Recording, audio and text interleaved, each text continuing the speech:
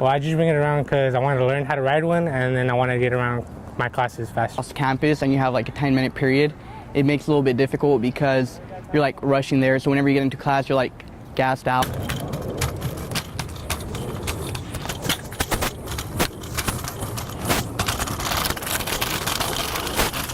It's a lot easier. The scooters, they're easier to handle. You just fold them and you just pick it up with one hand, and then you take it. Scooters, skateboards, and I thought like, oh man, look at them, they just go right by me.